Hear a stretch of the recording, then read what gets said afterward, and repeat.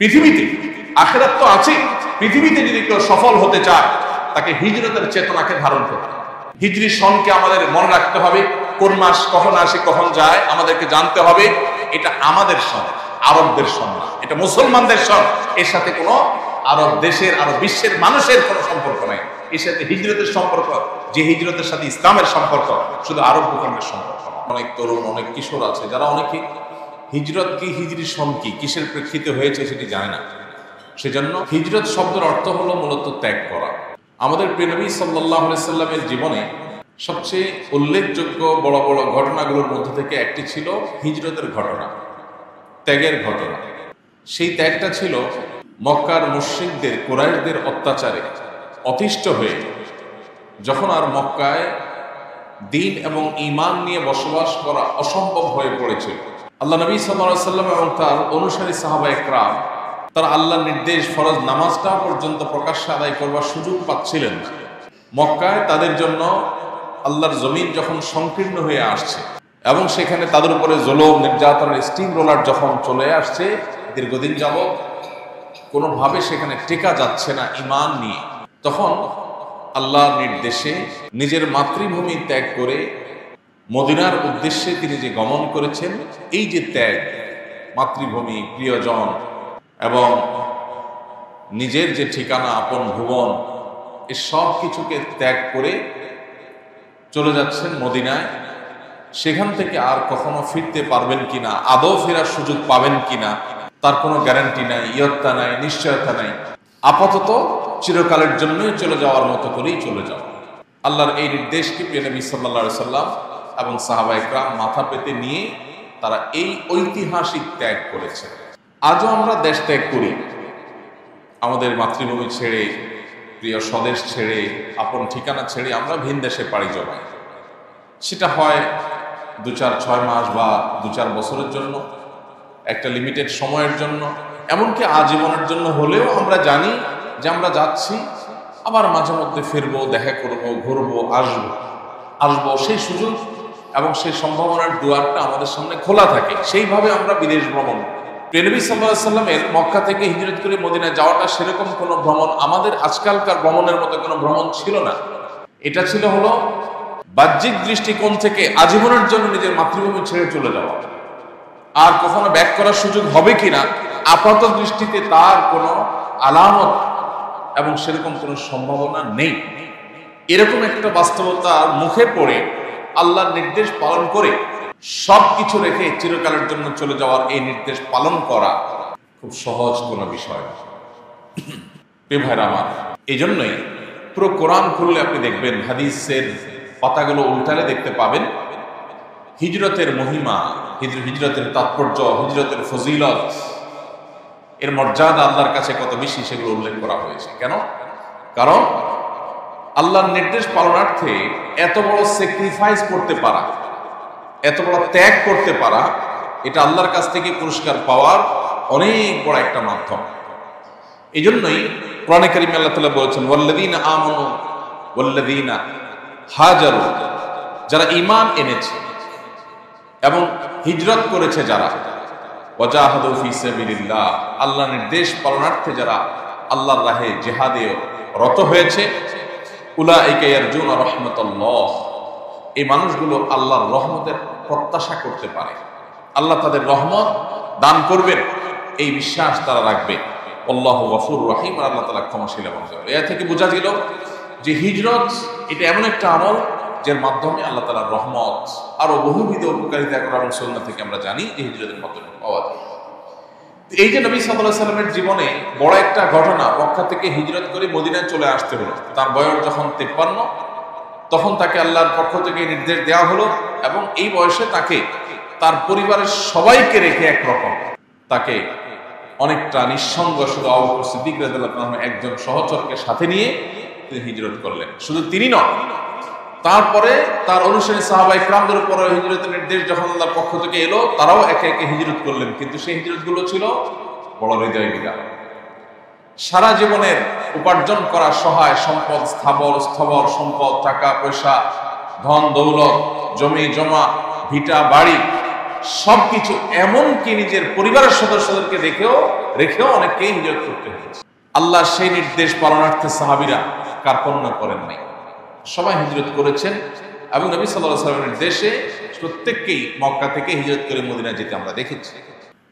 এই যে সবকিছু ছেড়ে ছেড়ে চলে আসা, আজকাল আমরা যে রিফিউজিদেরকে দেখি, শরণার্থীদেরকে দেখি, এক দেশ ছেড়ে আরেক দেশে তারা আশ্রয় নেয় যুদ্ধ বিগ্রহ লেগে গেলে, যান বাঁচানোর জন্য, জীবন রক্ষার জন্য। এইটার সাথেও নবী সাল্লাল্লাহু আলাইহি ওয়াসাল্লামের হিজরতকে পুরোপুরি কম্পেয়ার করা যায় না, কারণ এখনকার যারা রিফিউজি আছেন, যারা শরণার্থী আছেন, তারাও কিন্তু অনেক কিছু সাথে নিয়ে যেতে পারে। তাদেরকে দলে দলে হিজরত করতে দেওয়া হয়। নবী করিম সাল্লাল্লাহু আলাইহি ওয়াসাল্লামের সময়কার হিজরত ছিল, আপনারা জানেন যে তিনি রাতের অন্ধকারে আবু বকর রাদিয়াল্লাহু তাআলাকে সাথে নিয়ে একাকী নিঃসঙ্গ বের হয়েছেন এবং অনেক কলা কৌশল করে তাকে মদিনা পর্যন্ত পৌঁছাতে হয়েছে। তাকে পেছনে ধাওয়া করা হয়েছে, অর্থাৎ তার ভূমিতে তাকে বসবাস করতে দেওয়া হবে না, বিকজ তিনি ঈমানদার, বিকজ তিনি আল্লাহর বান্দা, বিকজ তিনি তাওহীদে বিশ্বাসী। এই জন্য তার ভূমিতে তাকে থাকতে দেওয়া তো হবেই না, অন্য জায়গায় চলে যাবেন সেটাও দেওয়া হবে না। তাহলে জুলুমের মাত্রা কোথায় ছিল? কিন্তু আল্লাহর সেই কঠিন নির্দেশকেও নবী সাল্লাল্লাহু আলাইহি ওয়াসাল্লাম সাহাবায়ে কেরাম হাসি মুখে মেনে নিয়েছে। হিজরতের এই ঘটনা আপাত দৃষ্টিতে বেদনার ঘটনা, সব ছেড়ে ছেড়ে চলে গেছে, কিন্তু একটু গভীরে প্রবেশ করলে, হিজরত পরবর্তী ঘটনা প্রবাহগুলোর প্রতি খেয়াল রাখলে, নজর দিলে দেখা যায় যে এই হিজরতই ছিল প্রিয় নবী সাল্লাল্লাহু আলাইহি ওয়াসাল্লাম, সাহাবায়ে কেরাম তথা মুসলিম জাতির ঘুরে দাঁড়ানোর সবচেয়ে বড় টার্নিং পয়েন্ট। আপাত দৃষ্টিতে শরণার্থীর মতো অসহায় হয়ে নিজ মাতৃভূমিতে সবকিছু ছেড়ে ছড়ে, এমনকি পরিবারের সদস্যদেরকে রেখেও অনেকটা লুকিয়ে ছাপিয়ে রাতের অন্ধকারে মক্কা ছেড়ে মদিনায় গিয়ে পাড়ি জমাতে হয়েছে। যেখানে গিয়েছেন সেখানে নিজের কোনো ভিটা নাই, বাড়ি নাই, গাড়ি নাই, জমি জমা নাই, টাকা পয়সা নাই, ব্যাংক ব্যালেন্স নাই, ধনী গরিব হয়ে গেছেন, গরিব ধনী সব একাকার হয়ে গেছে।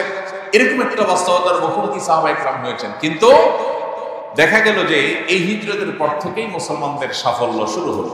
বদরের সফলতা এবং পরবর্তী সফলতাগুলো একের পর এক মুসলমানদের পদচুম্বন করতে করতে একটা সময় এই মক্কা, মাত্র কয়েক বছরের ব্যবধানে এই মক্কাকে নবী করিম সাল্লাল্লাহু আলাইহি ওয়াসাল্লাম আবার আল্লাহর অনুগ্রহে জয় করলেন, বীরের বেশে সেখানে প্রবেশ করলেন এবং যারা তাদেরকে এই মক্কা থেকে বের করে দিলেন তারাই নবী করিম সাল্লাল্লাহু আলাইহি ওয়াসাল্লামের অধীনস্থ হয়ে গেলেন। আল্লাহ তাআলা সেই ব্যবস্থা করলেন। প্রিয় ভাইরা আমার, হিজরতের এই ঘটনা আমাদের জীবনে বারবার পাঠ করা দরকার, পুনর্পাঠ করা দরকার এবং হিজরতের শিক্ষাকে আমাদের জীবনে ধারণ করা দরকার। আল্লাহ আমাদের সবাইকে সেই তৌফিক দান করুন।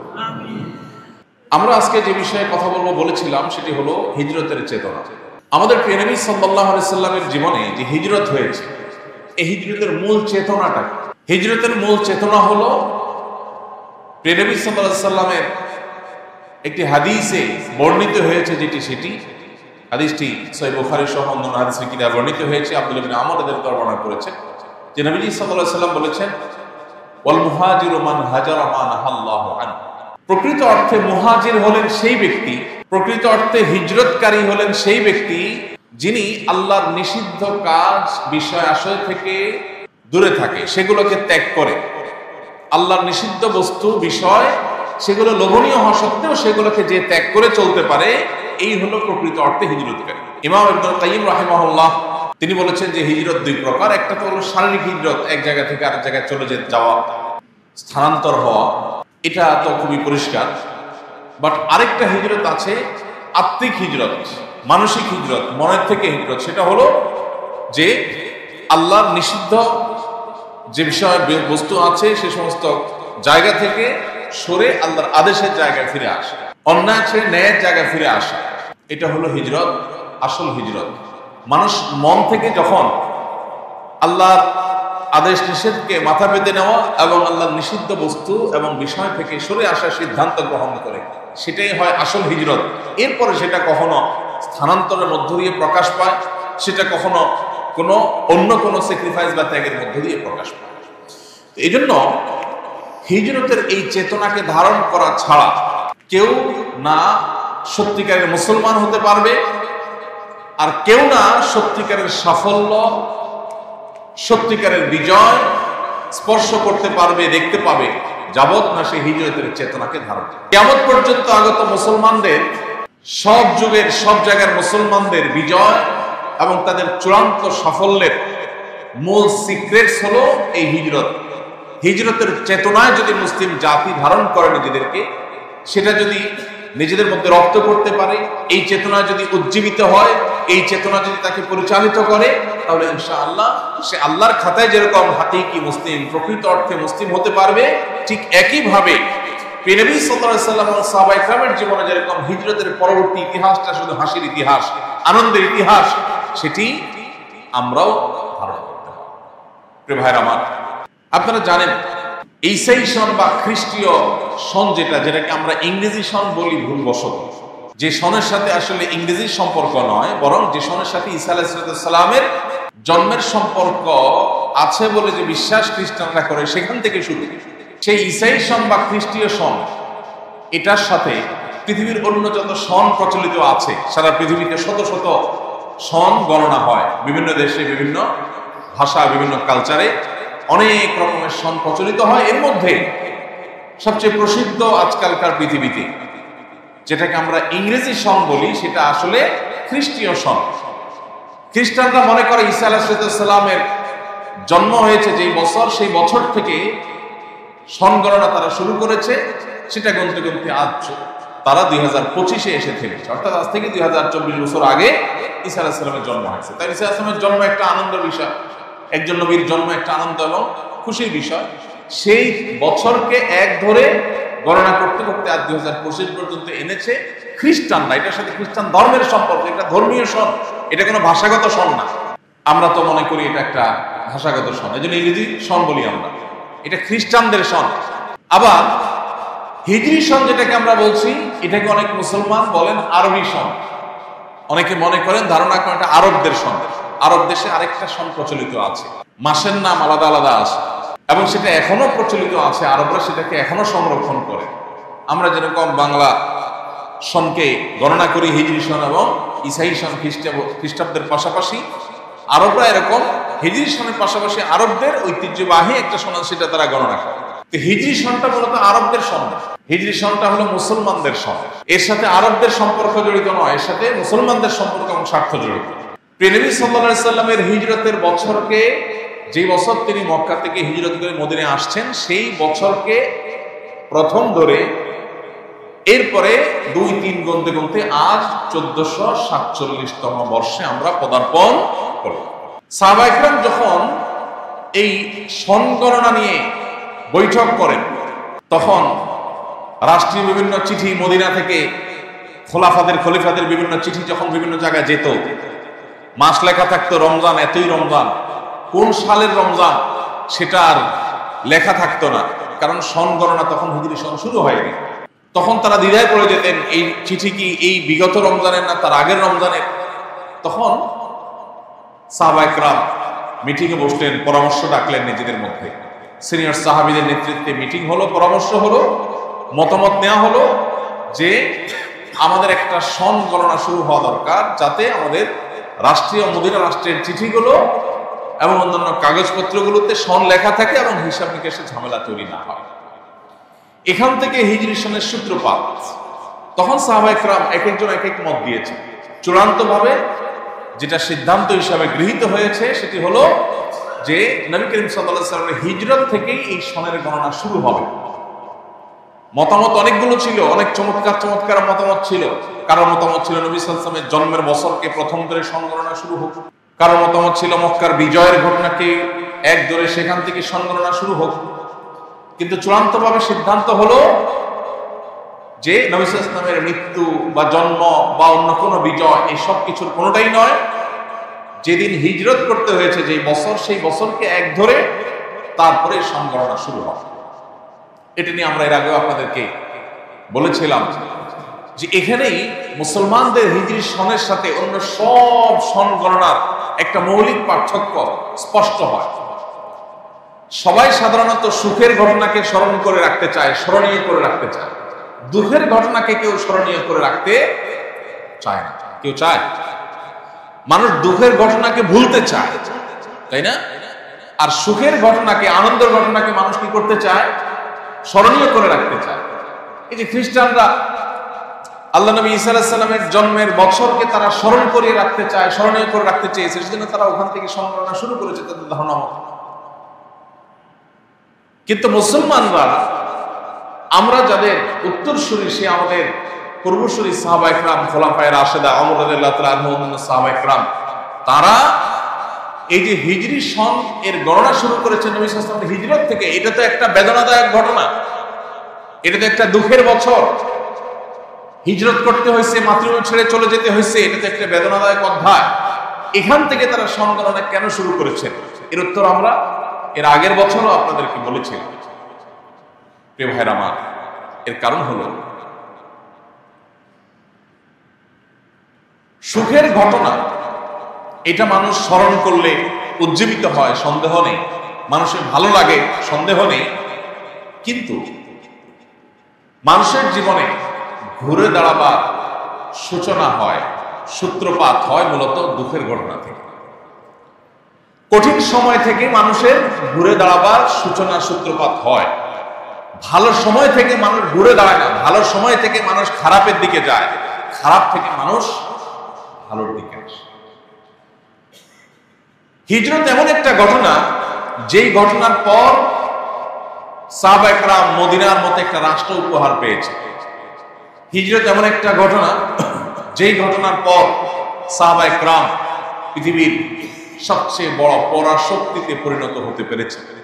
হিজরত সেই ঘটনা, যেই ঘটনায় সাহাবায়ে কেরাম যে পরিমাণ শক্ত হয়েছেন, ব্যথিত হয়েছেন, কষ্ট পেয়েছেন, সেই কষ্টকে তারা সবর করে সয়ে আল্লাহর নির্দেশ মোতাবেক চলার মাধ্যমে একটা সময় এই মক্কাকেই তারা পুনরায় বিজয় করেছেন, বীরের বেশে, অনেকটাই রক্তপাতহীন ভাবে।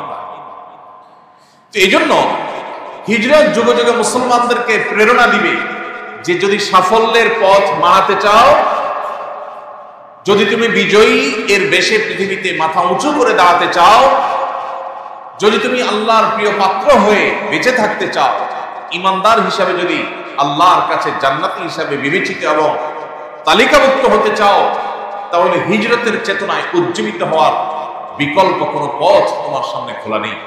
এই বার্তা সাহাবায়ে কেরাম আমাদেরকে দিতে চেয়েছে, কিয়ামত পর্যন্ত আগত ইমানদারদেরকে দিতে চেয়েছেন। সেই বার্তা আমরা কতখানি গ্রহণ করছি, সেটাই হলো গুরুত্বপূর্ণ বিষয়, সেটাই হলো মূল বিবেচ্য বিষয়। প্রিয় ভাইরা আমার, আজ ভোগবাদী এই পৃথিবীতে যেদিকে তাকাবেন আপনি, আমরা প্রায় এই কথা বলার চেষ্টা করি। চতুর্দিকে শুধুমাত্র ভোগের আয়োজন, ভোগের আহ্বান। একমাত্র আপনি দেখবেন ইসলাম আপনাকে ত্যাগের আহ্বান করে, ইসলাম আপনাকে স্যাক্রিফাইসের আহ্বান করে, ইসলাম আপনাকে আত্মনিয়ন্ত্রণের আহ্বান করে, ইসলাম আপনাকে হিজরতের চেতনায় উজ্জীবিত হতে আহ্বান করে। ইসলাম আপনাকে বলে আপনি হিজরতের চেতনায় উজ্জীবিত হন, মানে ত্যাগ করতে শিখেন, ছাড় দিতে শিখেন, স্যাক্রিফাইস করতে শিখেন। কোনো কিছুর প্রতি আপনার লোভ হয় এবং সেটা নেওয়ার সুযোগও আছে, বাট আল্লাহ নিষেধ করেছেন আমি আমার লোভকে জয় করব, আমি স্যাক্রিফাইস করব। এই শিক্ষা শুধু ইসলামই দিবে আপনাকে, আর পৃথিবীর কোন আইডিওলজি আপনাকে ত্যাগের শিক্ষা দিবে না। সবাই আপনাকে শুধু ভোগের শিক্ষা দিবে। আজকের যে যুদ্ধবাজদের জয় জয়কার গোটা বিশ্বে আমরা দেখতে পাচ্ছি, এই পৃথিবীতেও যদি আপনার অস্তিত্বকে টিকিয়ে রাখতে হয়, তাহলে ভোগ নয়, আপনাকে স্যাক্রিফাইসের, ত্যাগের চেতনায় উজ্জীবিত হতে হবে। প্রিয় ভাইরা আমার, হিজরতে আমাদের সবচেয়ে বড় এই যে শিক্ষা লুকায়িত আছে, সেটি যেন আমরা ধারণ করতে পারি। এই জন্য আমাদের পূর্বসূরীরা হিজরতকে মূল ধরে এই হিজরি সন গণনা শুরু করেছে।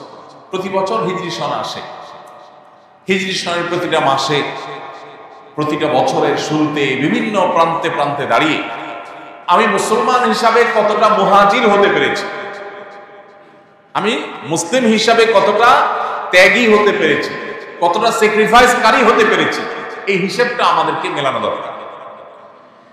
আমরা যদি মানব ইতিহাসের শুরু থেকে আজ পর্যন্ত দেখি, আমরা যদি কোরআনে কারীমের পাতার পর পাতা উল্টাই, আমরা দেখতে পাবো আল্লাহ রাব্বুল আলামিন কোরআনে কারীমের পাতায় পাতায় হিজরতের গৌরব গাথা, হিজরতের গৌরবোজ্জ্বল ইতিহাসের কথা আল্লাহ তাআলা আলোকপাত করেছেন, আলোচনা করেছেন। আমাদের সেগুলোকে স্টাডি করতে হবে, পড়তে হবে।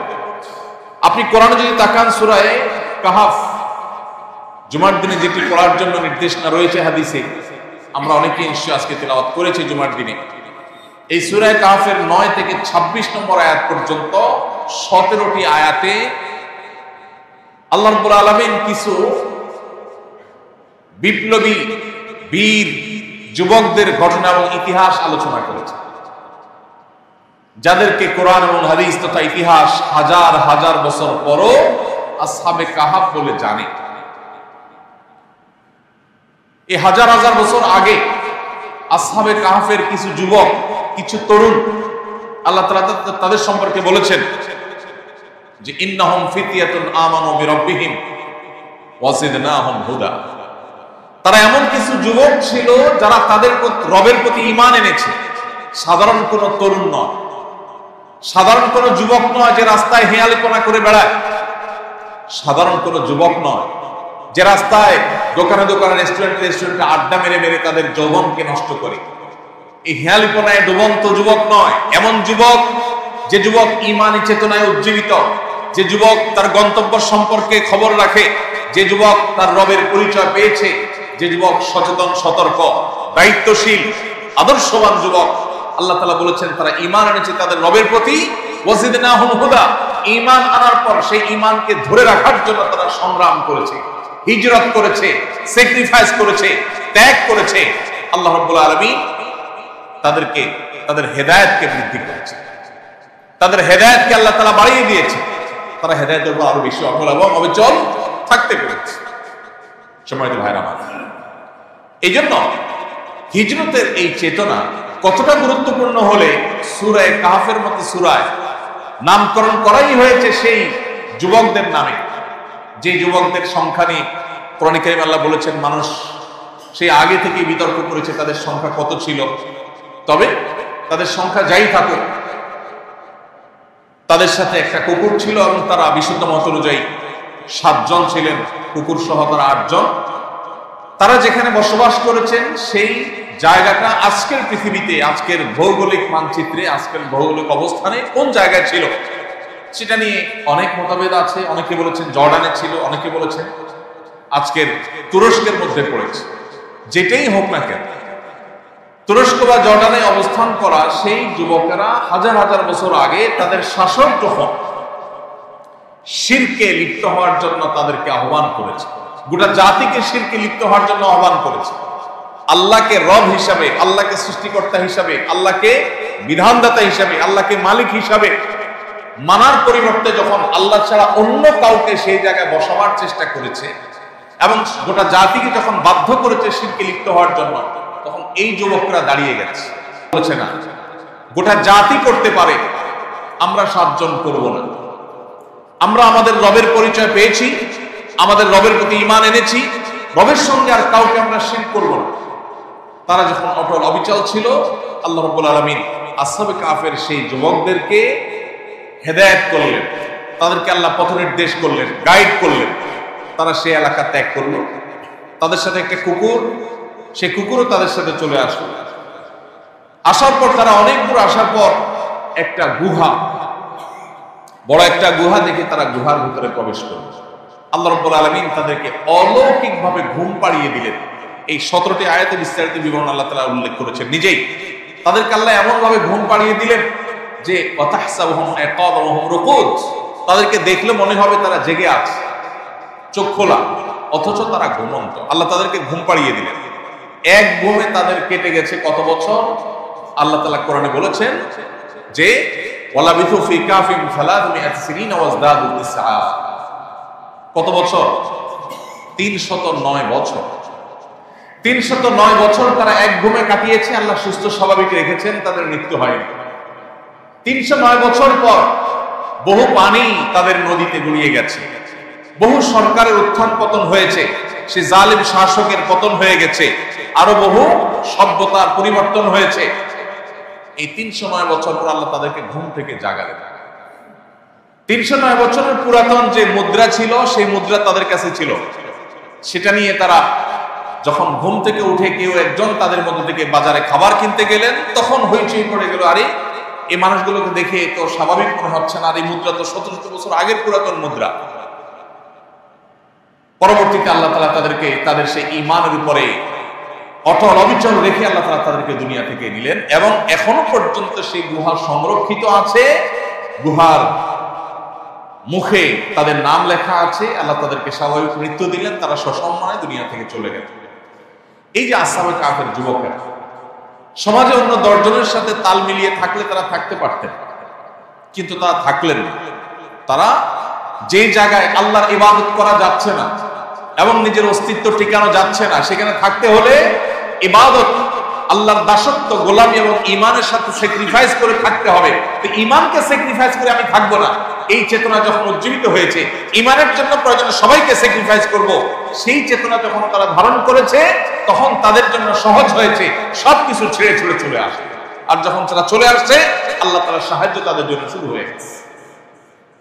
ভাইরা আমার, ইসলাম জিন্দা হোতা হায় হার কারবালা কে বাদ, একটা প্রসিদ্ধ উক্তি আছে, প্রতিটি কারবালার ঘটনা, নির্মম ঘটনা, এটির পরে ইসলামের বিজয় হয়ে থাকে। যেখানে দেখবেন স্যাক্রিফাইস এবং ত্যাগের মাত্রা অনেক বেশি, বুঝে নিতে হবে সেখানে লুকায়িত আছে বিজয় এবং সাফল্যের গৌরবোজ্জ্বল ইতিহাস। শুধুমাত্র সেই সময়টা পার করার ব্যাপার। আজ আমরা যারা নিজেদেরকে মুসলমান দাবি করি, অনেকে 5 ওয়াক্ত নামাজও পড়ার চেষ্টা করি, মা বোনরা পর্দা মেনটেন করার চেষ্টা করেন, এরকম মানুষদের মধ্যেও দেখা যায় স্যাক্রিফাইসের কোনো চেতনা আজ নাই। চতুর্দিকে শুধু ভোগ আর ভোগ। আমরা মুসলমান হলাম এমন মুসলমান যে মুসলমান ইসলামের বেসিক বিষয়গুলো মানব এবং তার পাশাপাশি আমরা আমাদের খেয়াল খুশি মতো জীবন যাপন করব। ভাইরা আমার, হিজরত আমাদেরকে বলে এর নাম ইসলাম না। ইসলাম কি? এই যে আসহাবে কাহফের যুবকেরা, সূরা কাহফে যাদের ঘটনাকে কেন্দ্র করে পুরো সূরার নামই আল্লাহ রেখেছেন, টানা 17টি আয়াত যাদের জন্য আল্লাহ নাজিল করেছেন, সেই যুবকদেরকে আল্লাহ তাআলা এত পছন্দ করেছেন, এত ভালোবেসেছেন, আল্লাহ সার্টিফিকেট দিয়েছেন, ইন্নাহুম ফিতয়াতুন আমানু বিরাব্বিহিম ওয়া জিদনাহুম হুদা। তারা আল্লাহর পক্ষ থেকে ঈমানদার এবং হেদায়েত প্রাপ্ত সার্টিফিকেট তারা পেয়েছে। অতএব তারা যেভাবে স্যাক্রিফাইস করেছে, আজ আমাদের জীবনের পরতে পরতে, মোড়ে মোড়ে, জীবনের প্রত্যেকটা টার্নিং পয়েন্টে এরকম স্যাক্রিফাইস এবং হিজরত করার প্রয়োজন দেখা দেয়। আর আল্লাহ যা নিষেধ করেছেন, কোরআন এবং হাদিস যা নিষেধ করেছে, সেগুলোকে ত্যাগ করা, সেই সাইডকে ব্লক করা, সেগুলোকে না বলতে জানা, এটাই হলো মুহাজির। আর এই মুহাজিরই আল্লাহ তাআলার কাছ থেকে চূড়ান্তভাবে রিওয়ার্ড এবং পুরস্কার লাভ করে। বাইরে আমার, আজ গোলালো মার্কা মুসলমান ঘরে ঘরে, যারা নামাজও পড়ে আবার গানও শোনে, যারা রোজাও রাখে আবার হারাম উপার্জন করে, যারা কোরআন তেলাওয়াত শুনে আবার একই সাথে হারাম জিনিসে শুনে। আজ সেই মুসলমানের বড় অভাব, যে মুসলমান হিজরতের চেতনা নিজেকে উজ্জীবিত করতে পেরেছে, যে মুসলমান বেছে বেছে চলা শিখছে, যে মুসলমান আল্লাহ এবং তার রাসূলের নিষিদ্ধ বিষয়গুলো থেকে হিজরত এবং ত্যাগ এবং স্যাক্রিফাইস করা শিখেছে এবং সেটি আত্মস্থ করেছে, সেটিকে মন্থন করেছে, সেটিকে অনুসরণ করে চলে, এই মুসলমানের বড় বেশি অভাব। আমাদের আজ সিদ্ধান্ত নিতে হবে, আমরা কি জান্নাতে যেতে চাই কি? আমাদের সিদ্ধান্ত নিতে হবে, আমরা কি আমাদের পূর্বসূরি নবী করিম সাল্লাল্লাহু আলাইহি ওয়াসাল্লাম, সাহাবায়ে কেরামের হিজরত পরবর্তী যে গৌরব গাথা, সোনালী ইতিহাসের রচনা হয়েছে, আমরা কি সেই ইতিহাসের পুনরাবৃত্তি আমাদের জীবনে চাই কিনা? যদি চাই, তাহলে আমাদেরকে হিজরতের পথ এটাকে অবলম্বন করতে হবে। তাহলে আমাদেরকে হিজরতের চেতনা উজ্জীবিত হতে হবে। তাহলে আল্লাহ নিষেধ করেছেন ঘুষকে, আমি ঘুষে যাব না। ঘুষ ছাড়া আমার সমাজে টেকাটা কঠিন হবে, আমার অস্তিত্ব ঠিকানা জটিল হবে, আমার সামাজিক অবস্থানটা টিকবে না, অন্যদের সাথে তাল মেলাতে পারবো না। তারপরও আমি সে পথে যাব না। কেন? কারণ আল্লাহ আমাকে নিষেধ করেছে। এর নাম হিজরত। আজকের মুহাজির হলেন সে, যিনি আল্লাহর ভয়ে হারাম হওয়ার কারণে তার ঘুষের কারবার করে লাখপতি কোটিপতি হওয়ার সুযোগ থাকা সত্ত্বেও তিনি সে পথে গেলেন না। এই হলেন মুহাজির। প্রিয় ভাইরা আমার, এরকম শত শত হিজরতের নজির আমাদের সামনে আছে। কোরআনে কারিমে আমি যেটা বলছিলাম, পাতায় পাতায় আপনি হিজরতের গৌরব গাথা পাবেন, হিজরতের সোনালী ইতিহাস পাবেন। আজ আপনাকে প্রতিটি বিজ্ঞাপনের বিলবোর্ড, প্রায় শতভাগ বিজ্ঞাপনে বিলবোর্ড, প্রতিটা বিজ্ঞাপন ভিডিও হোক আর স্থির চিত্র হোক, প্রতিটা বিজ্ঞাপন আপনাকে ভোগের জন্য আহ্বান করে। একমাত্র কোরআন আপনাকে আহ্বান করে ভোগ নয়, ত্যাগ করতে শিখো। তুমি তোমার পরিবারের প্রত্যেকটা সদস্যকে ত্যাগী বানাও। আমি যেটি বলছিলাম, আজ যে সংঘাতময় পৃথিবীতে আমরা বসবাস করছি, আজকের পৃথিবীতে যদি আমাদের অস্তিত্বকেও টিকিয়ে রাখতে হয়, তাহলে ভোগবাদী সমাজ নয়, ত্যাগবাদী সমাজ, স্যাক্রিফাইস করার মতো সমাজ আমাদেরকে বিনির্মাণ করতে হবে। তাহলেই এই প্রতিকূল পরিবেশের মধ্যে আমরা নিজেদের অস্তিত্বকে টিকিয়ে রাখতে পারি। আমি একটা কথা প্রায় বলি, আমরা প্রত্যেকটা মানুষ আমাদের ছেলে মেয়েদেরকে ভোগী করে তুলি। খুব স্বল্প সংখ্যক অভিভাবক আছেন যারা তাদের ছেলে মেয়েদেরকে, ছোট ভাই বোনদেরকে, অধীনস্থদেরকে ত্যাগী করেন। তারা যা চায় কিভাবে তা পূরণ করবো এটা নিয়ে আমরা মরিয়া হয়ে যাই। সন্তানের চাওয়া পূরণের জন্য বাবা মা পাগল হয়ে যান, অস্থির হয়ে যান, ব্যাকুল হয়ে যান। তাদের এই পাগল করা হওয়াটাকে আমরা পজিটিভলি দেখি, কিন্তু এর বাইরেও একটা ভাবনা আছে, এর বাইরেও একটা জগৎ আছে। আমাদের সন্তান তার জীবনে যা চাইবে তার সবকিছু পাবে না, পাবে। এই সন্তান যখন বড় হবে, সে যখন কর্মজীবনে যাবে, সে যখন এই পৃথিবীর বিভিন্ন প্রান্তে প্রান্তরে তাকে যেতে হবে, তখন সে যা কিছু চাইবে সবকিছুই কি তার জন্য ব্যাটে বলে হবে? তখন যেন সে ধৈর্য ধারণ করতে পারে, সে যেন অস্থির হয়ে ব্যাকুল হয়ে শেষ হয়ে না যায়। এই জন্য তাকে তার বাবা মাই স্যাক্রিফাইস শেখানোর কথা, যে না বাবা, যা চাইবো তাই পেতে হবে। এই পৃথিবীটা নট লাইক দ্যাট। এই পৃথিবীটা এরকম না যে তুমি যা চাইবা তা পাবা, সো তোমাকে স্যাক্রিফাইস করা শিখতে হবে। এই স্যাক্রিফাইসের শিক্ষাটাই ইসলাম দিতে বলে, আর কেউ আপনাকে বলবে না। ভাইরা আমার, হিজরত সেই চেতনার কথা আমাদেরকে বলে।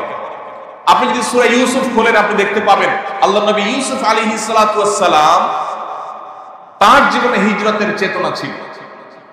তিনি পরিষ্কার ভাবে বলেছেন, যখন তাকে মিশরের রাষ্ট্রপ্রধানের স্ত্রী অপকর্মের প্রতি আহ্বান করেছে, জেনার প্রতি আহ্বান করেছে, তখন তিনি বলেছেন তিনি আল্লাহকে ভয় করেন। ইন্নী আখাফুল্লাহ।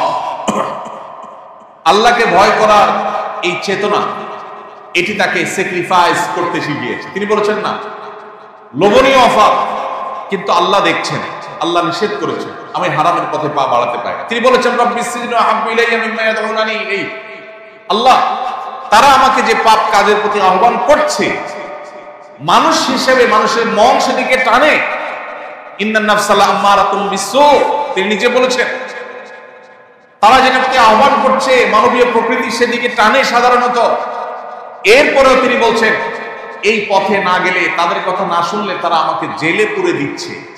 তারা আমাকে আমার জীবন থেকে অনেকগুলো বছর তারা কেটে নিয়ে মিথ্যা অভিযোগ দিয়ে, শুধু জেলে পুরাতো নয়, মিথ্যা অভিযোগ দিয়ে জেলে পুরে রাখবে।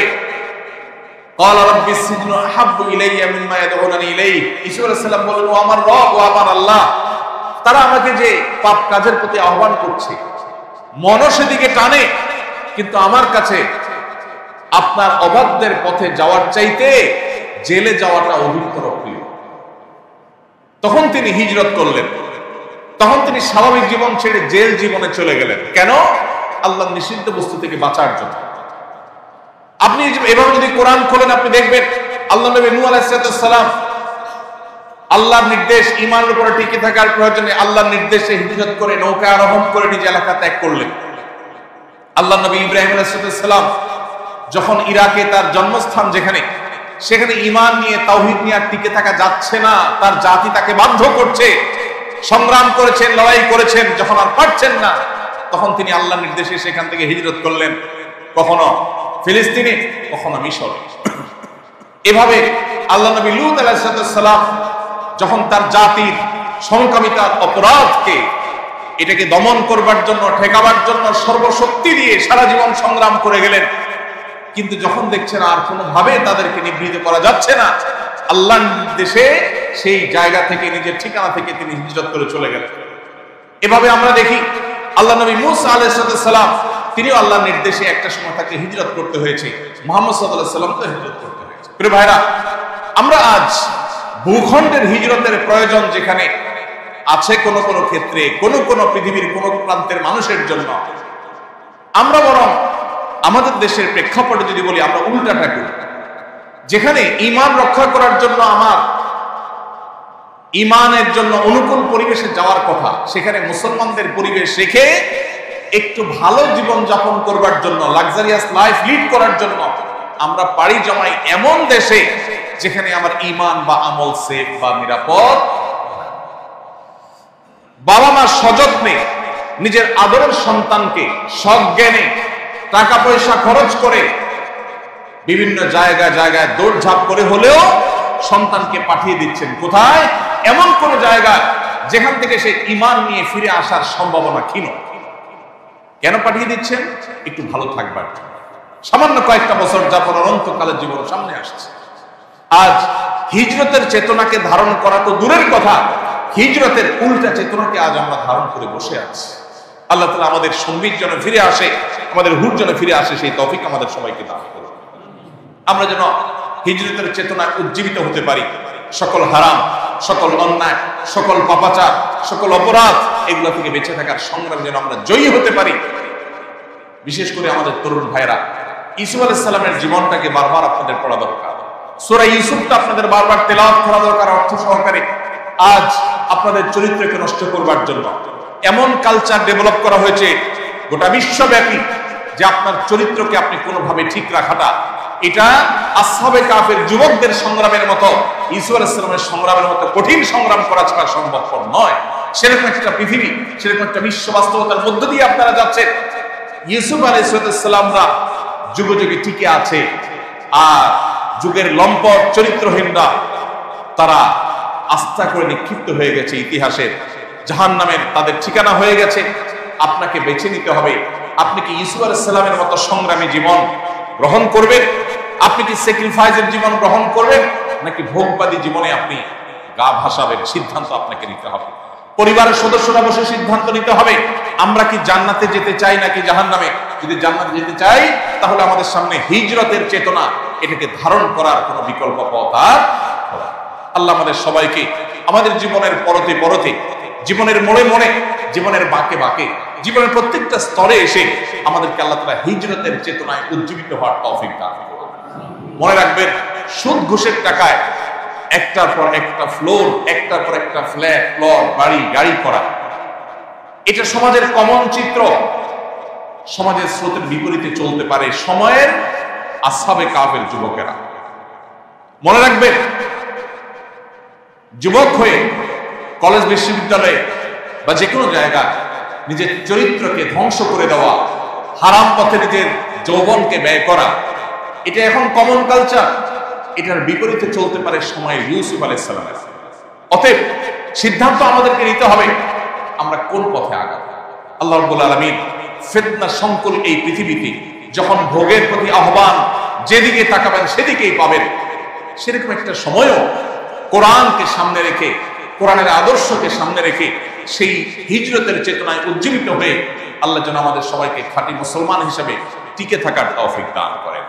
মনে রাখবেন, চূড়ান্ত সাফল্য আল্লাহ তাআলা ভোগবাদীদেরকে দেন, ত্যাগীদেরকে দেন, স্যাক্রিফাইসকারীকে দেন। আমাদের বহু ভাইকে আমরা দেখেছি লাখ টাকার বেতন ছেড়ে 1000 টাকার ফিগারে বেতনে চলে আসছেন। কেন? হারামকে ছেড়ে হালালের পথে এসেছেন। সেজন্য বহু যুবককে দেখেছি অনেক সম্ভ্রান্ত, অনেক অভিজাত শ্রেণী মানুষদের সাথে তার উঠা বসা আড্ডা ছিল, কিন্তু সেটা স্যাক্রিফাইস করে চলে এসেছেন খুব সাদামাটা জীবনে। কেন? আল্লাহকে খুশি করবার জন্য। আপনি যদি সাহাবায়ে কিরামের মধ্যে মুসআব ইবনে উমাইরের মতো সাহাবীকে দেখেন, আর অনেক সাহাবীকে দেখবেন যে সাহাবীরা অনেক অভিজাত ছিলেন, কিন্তু সেগুলো সবগুলোকে ত্যাগ করেছেন, স্যাক্রিফাইস করেছেন। কি জন্য? আল্লাহর জন্য। মনে রাখবেন, সেই মুসআব ইবনে উমাইরেরা যারা অভিজাত ফ্যামিলির ধনীর দুলাল ছিলেন, তারা চাইলে সেই লাক্সারিয়াস লাইফ লিড করে দুনিয়ার জীবন পার করতে পারতেন। তাদের কে চিনত? আজ মুসআব ইবনে উমাইরেরা, আজ সে সমস্ত সিনিয়র অভিজাত সাহাবীরা, আজ ওসমান ইবনে গনিরা যারা অভিজাত ছিলেন, ধনী ছিলেন, আল্লাহর নির্দেশের সামনে যখন সব বিলীন করে দিয়েছেন, স্যাক্রিফাইস করেছেন, 1500 বছর পর আজ তারা পৃথিবীতে প্রাসঙ্গিক। তারা অনুসরণীয়, তারা আমাদের মাথার তাজ। অতএব পৃথিবীতে আখিরাত তো আছে, পৃথিবীতে যদি কেউ সফল হতে চায় তাকে হিজরতের চেতনাকে ধারণ করতে হবে। আল্লাহ আমাদের সবাইকে সেটাকে তৌফিক দান করুন।